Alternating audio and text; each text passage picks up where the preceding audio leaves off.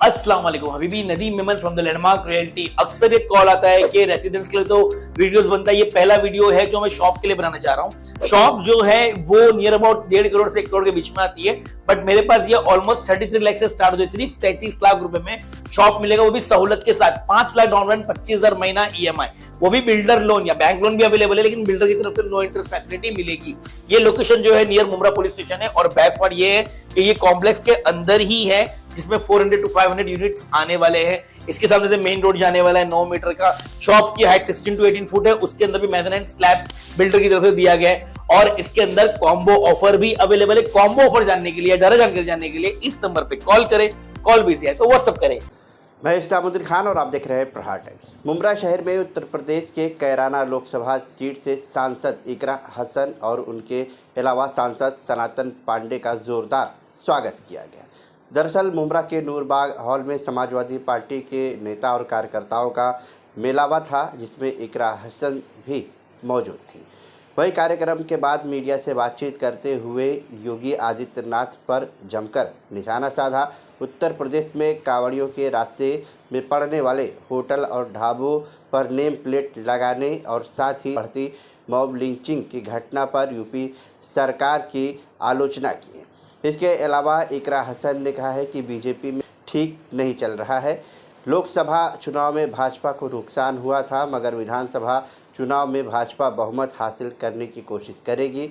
अब अंदरूनी बातचीत क्या चल रही है, अभी तक उस पर ठोस जानकारी नहीं है। पत्रकारों से सवाल जवाब में क्या कुछ इकरा हसन ने कहा है, आपको सुनाते हैं।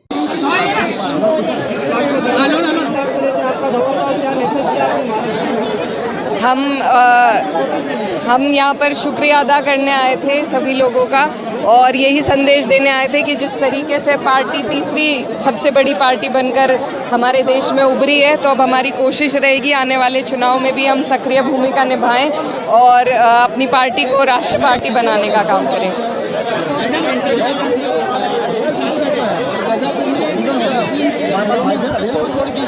मस्जिद पर हमला किया गया है, उसको लेकर असेंबली में किस तरीके से आवाज उठाओगे आप? सदा देखिए, ये सबसे पहले तो ये बौखलाहट है, क्योंकि जिस तरीके के परिणाम 2024 में देखने को मिले, भाजपा की राजनीति ख़त्म होती जा रही है और उन्हें सिर्फ एक तरीके की राजनीति करनी आती है, फिरका परस्त और भेदभाव वाली। तो वही उनकी कोशिश है, चाहे कोल्हापुर हो और जिस तरीके से मुजफ्फरनगर में जो ठेली वाले हैं, दुकान वाले हैं, उन्हें अपने नाम की तख्ती लटकाकर अपना परिचय देने को कहा गया है। तो दोनों में ही एक भेदभाव का संदेश है और यही राजनीति भाजपा करनी जानती है। आपके नेतृत्व का सवाल है माननीय अखिलेश यादव से। जी, आपने कहा तीसरी पार्टी संसद में बनकर उभरी है समाजवादी पार्टी, कांग्रेस भी है।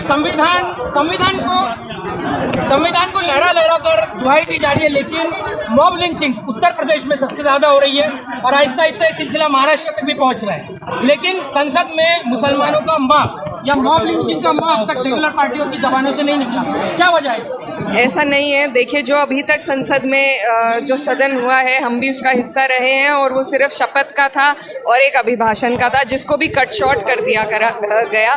तो बहुत सी ऐसी टेक्निकल चीज़ें होती हैं जिसके तहत भाजपा लोगों की आवाज़ों को बंद करने की कोशिश करती है। मणिपुर पर चर्चा नहीं होने दी, तो ऐसे बहुत से मुद्दे हैं जिन पर जानबूझकर चर्चा नहीं होने दी। और क्योंकि हम विपक्ष में हैं, हमने वहाँ पर पूरे वक्त जब प्रधानमंत्री बोले तो प्रदर्शन भी किया। और अब जब सदन शुरू होगा, क्योंकि इस सत्र में ना तो क्वेश्चन आवर था ना जीरो आवर था, लेकिन अब जब सदन शुरू होगा तो क्वेश्चन आवर का भी मौका मिलेगा और जीरो आवर का भी। उस पर ये सारी चर्चाएं होंगी और आवाज़ मजबूती से उठाई जाएगी।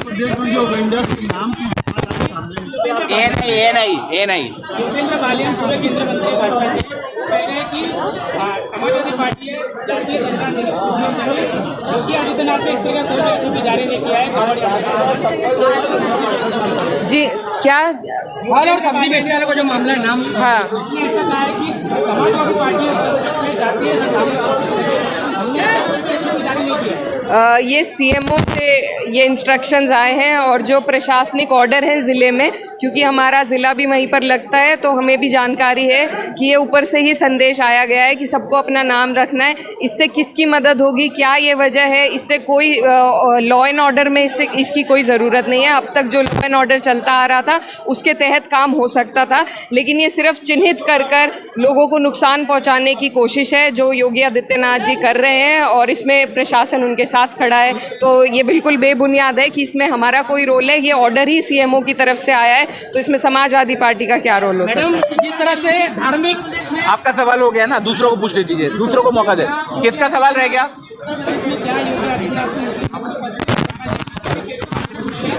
और तू नाराज मत हो। देखिए, अभी बहुत सी चीज़ें में उथल रही है और हमें लगता है कि भाजपा जिस तरीके से हारी है उत्तर प्रदेश में, तो उसी की बौखलाहट के तहत वो कोई ना कोई कदम उठाने वाले हैं। और मैंने बहुत पहले भी कहा था कि लखनऊ और दिल्ली को आपस में एक दूसरे की राजनीति रास नहीं आ रही और उसी के ये रंग देखने को मिल रहे हैं। तो कुछ ना कुछ ज़रूर ऐसी सुगबुगाहट है, लेकिन क्या है उसकी क्लैरिटी हमें नहीं है। मैडम जिस तरह से इलेक्शन का यूपी असेंबली इलेक्शन पे क्या असर पड़ेगा? बहुत देखिए, एक ऊर्जा पार्टी को मिली है और एक उम्मीद जगी है। तो हमें पूरी उम्मीद है कि इसी उम्मीद पर हम लोग सब मेहनत करेंगे तो कामयाबी हासिल होगी और 27 में हमारी सरकार बनेगी।